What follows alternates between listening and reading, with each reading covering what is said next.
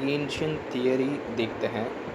उसके अंदर के फार्मूलाज देखते हैं। एग्रीगेटेड डिमांड जिसको हम लोग ईडी बोलते हैं, वो कैसे फाइंड आउट करेंगे, तो C plus I plus G plus X minus by M करेंगे। ये 4 सेक्टर मॉडल के अंदर हम लोग ये फार्मूला लगाएंगे।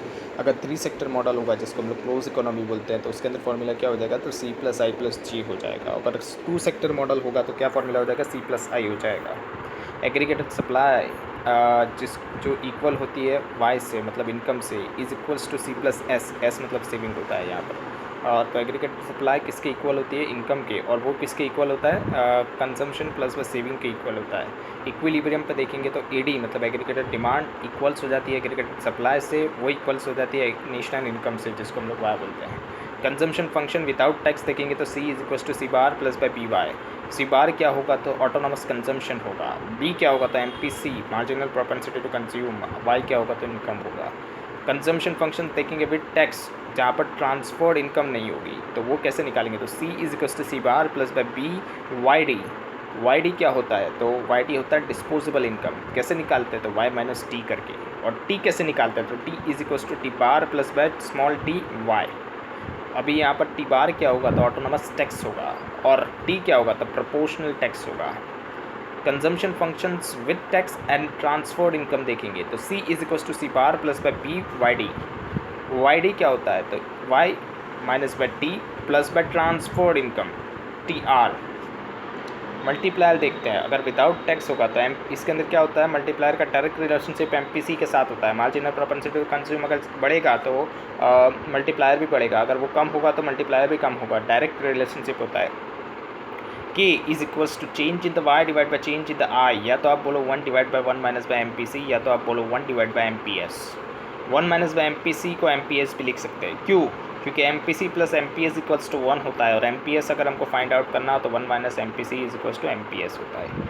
के विद टैक्स देखेंगे तो K is equals to 1 divide by 1 minus by M P C divide multiply by 1 minus by T. K with tax and the import function, यहाँ पर हम लोग फॉरेन ट्रेड मल्टीप्लायर बोलेंगे इसको, तो K is equals to 1 divide by 1 minus by B. B क्या होता है, तो एम पी सी होता है, उसको मल्टीप्लाई करेंगे 1 minus by T plus by M. M क्या होता है, तो इम्पोर्ट फंक्शंस होता है। इम्पोर्ट फंक्शन कैसे निकालेंगे, M is equals to M bar plus by M Y. यहाँ पर स्मॉल एम का मतलब क्या होता है, इम्पोर्ट प्रोपेंसिटी, और एम बार का मतलब क्या होता है, ऑटोनॉमस इम्पोर्ट। ट्रेड बैलेंस देखेंगे तो X minus by M. Average propensity to consume APC कैसे निकालते हैं, तो सी डिवाइड बाय वाई करते हैं। एवरेज प्रोपेंसिटी टू सेव कैसे निकालते हैं, तो एस डिवाइड बाय वाई करते हैं। APC plus APS is equals to 1 होता है। Marginal propensity to consume MPC कैसे निकालेंगे, तो change in the C divide by change in the Y. Marginal propensity to save देखेंगे तो change in the S divide by change in the Y. MPC plus MPS is equals to 1 होता है। और define करिए equilibrium output. Equilibrium output occurred होता है जब desired amount of the output demanded by all the agent in the economy exact हो जाता है equals the amount produce in the given time period. मतलब आउटपुट डिमांड जो होगी सारे एजेंट ऑफ द इकोनॉमी की, अगर वो इक्वल हो जाएगी अमाउंट जो कि प्रोड्यूस की गई है जो कि प्रोड्यूस की गई है गिवन टाइम पीरियड के अंदर, तो उसको हम लोग क्या बोलेंगे, इक्विलिब्रियम आउटपुट बोलेंगे, जो कि अकर्ड हो जाएगा। What are the component of the aggregated expenditure in the two sector economy?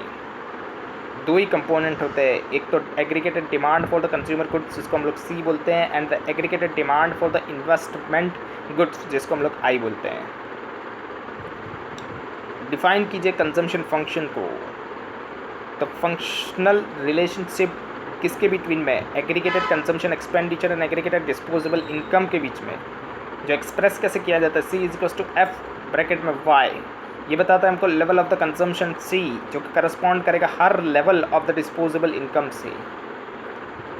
Fourth देखते हैं, एक्सप्लेन कीजिए concept of the marginal propensity to consume, MPC बताइए। जो वैल्यू इंक्रीमेंट हो जाती है कंज्यूमर एक्सपेंडिचर पर यूनिट के हिसाब से of the increment to the income, मतलब कितना एक्सपेंडिचर पर यूनिट के इंक्रीमेंट ऑफ द इनकम से हो रहा है, उसको हमको क्या बोलेंगे, तो वो मार्जिनल प्रोपेंसिटी टू कंज्यूम है। उसको हम लोग किससे डिनोट करते हैं, बी से। यहाँ पर 0 is less than equal to B is less than equal to 1 होता है, मतलब बी कहाँ पर होगा, तो 0 और 1 के बीच में होगा।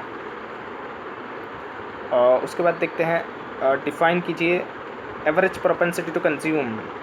तो रेशियो है ये total consumption to the total income का, जिसको हम लोग C डिवाइड बाय वाई बोलेंगे।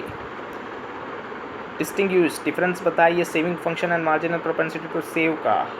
तो जो सेविंग फंक्शन है वो हमको बताता है लेवल ऑफ द सेविंग्स हर level of the disposable income के ऊपर। The increment to saving per unit increase in the disposable income. जो इंक्रीमेंट होता है सेविंग पर यूनिट के इंक्रीज़ के अंदर से डिस्पोजेबल इनकम के वजह से, तो वो क्या होता है 1 माइनस बाय बी होता है, जिसको हम लोग क्या बोलते हैं मार्जिनल प्रोपेंसिटी टू सेव बोलते हैं। What do you mean by autonomous expenditure?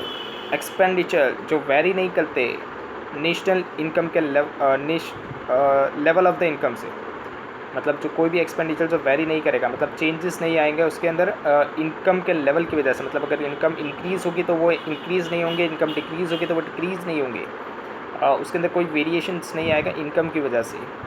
और वो डिटरमाइन किए जाते हैं by the factors other than the income. Income को छोड़ के जो भी फैक्टर्स होते हैं उनके ऊपर से डिटरमाइन किए जाते हैं। कौन से फैक्टर्स हो सकते हैं ये? तो बिजनेस एक्सपेक्टेशंस हो सकता है, इकोनॉमिक पॉलिसीज़ हो सकता है, दो ही फैक्टर है। व्हाट वुड हैपन अगर एग्रीगेटेड एक्सपेंडिचर जो है वो एक्सीड कर जाता है इकोनॉमिक्स प्रोडक्शन कैपेसिटी से। एक्सपेंडिचर ही बढ़ गया किससे? प्रोडक्शन कैपेसिटी से। तो क्या होगा? तो एक्सपेंडिचर अगर बढ़ गया तो क्या होगा? तो एग्रीगेटेड एक्सपेंडिचर अगर एक्सेस हो जाता है आउटपुट से, तो वो क्या हो, उससे क्या हो जाएगा? हायर प्राइस लेवल हो जाएगा इकोनॉमी के अंदर। जब फुल एम्प्लॉयमेंट होगा तब नॉमिनल आउटपुट जो है वो भी इंक्रीज़ हो जाएगा, लेकिन वो रिफ्लेक्ट नहीं करेगा हायर प्राइजेस से rather than the additional real output. मतलब क्या हो जाएगा? जो रियल आउटपुट है वो नहीं बढ़ेगा, जो रियल आउटपुट है वो नहीं बढ़ेगा और प्राइजेस बढ़ जाएंगे। आउटलाइन करके बताइए relationship between the marginal propensity to consume and the multiplier. तो मार्जिनल प्रोपेंसिटी टू कंज्यूम है वो डिटरमाइन करके बताता है हमको वैल्यू ऑफ द मल्टीप्लायर। ज़्यादा एमपीसी होने से greater value of the multiplier होगा, हायर एमपीसी से greater value of the multiplier होगा। यानी जितना एमपीसी ज़्यादा होगा उतना ज़्यादा हमारा मल्टीप्लायर होगा। एमपीसी और मल्टीप्लायर का डायरेक्ट रिलेशनशिप है। What is the effect of the income leakage on the multiplier? तो more powerful leakage or the ज़्यादा पावरफुल लीकेज होगा तो स्मॉलर मल्टीप्लायर हो जाएगा, स्मॉलर मल्टीप्लायर हो जाएगा। मतलब अगर ज़्यादा लीकेज होगा, ज़्यादा पावर का लीकेज होगा तो हमारा मल्टीप्लायर क्या हो जाएगा? स्मॉलर हो जाएगा। लिस्ट आउट करके बताइए components of the aggregated demand 3 sector economy के अंदर। 3 सेक्टर इकोनॉमी के अंदर कौन कौन होते हैं? तो हाउस होल्ड कंजम्पशन होता है C, जिसको हम लोग बोलते हैं। डिज़ायर बिजनेस इन्वेस्टमेंट डिमांड होती है, जिसको हम लोग I बोलते हैं। गवर्नमेंट सेक्टर डिमांड होती है for the goods and services, जिसको हम लोग G बोलते हैं। ये 3 हमारे क्या होते हैं? कंपोनेंट्स होते हैं 3 sector economy. What role does the government plays in the 3 sector economy? 3 sector economy में गवर्नमेंट क्या करती है? तो इम्पोस्ट करती है टैक्स किसके ऊपर? हाउस होल्ड के ऊपर, बिजनेस सेक्टर के ऊपर, जो इफेक्ट करके transferred payment to the household sector के अंदर एंड सब्सिडी पेमेंट्स। यानी गवर्नमेंट और उससे क्या करती है? हाउस होल्ड का पेमेंट करती है, ट्रांसफर्ड इनकम देती है हाउस होल्ड को और सब्सिडी भी देती है to the business sector. Purchases goods and services, मतलब गुड्स सर्विस भी परचेज करती है। एंड बोरो भी करती है, बोरो भी करती है फ्रॉम द फाइनेंशियल मार्केट, मतलब मार्केट में से गवर्नमेंट बोरो भी करती है पैसा। डिफाइन कीजिए नेट एक्सपोर्ट्स। तो foreign sector contributions to the aggregated expenditure derived by subtracting the import from the exports.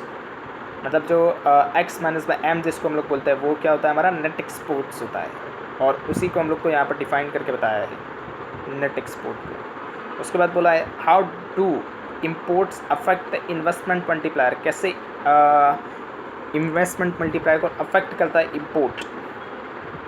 तो जो greater value of the marginal जो ग्रेटर वैल्यू होती है प्रोपेंसिटी टू इम्पोर्ट की, मतलब जिसको हम लोग M बोलते हैं, अगर ग्रेटर इम्पोर्ट्स होंगे तो लोअर हो जाएगा क्या? Autonomous expenditure multiplier. मतलब इम्पोर्ट से ऑटोनॉमस एक्सपेंडिचर मल्टीप्लायर लोअर हो जाएगा।